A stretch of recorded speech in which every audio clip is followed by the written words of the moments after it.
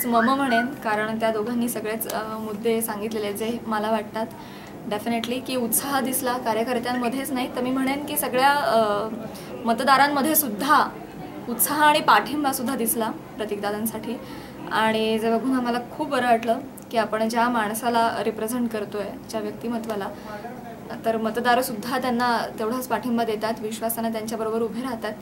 Happy.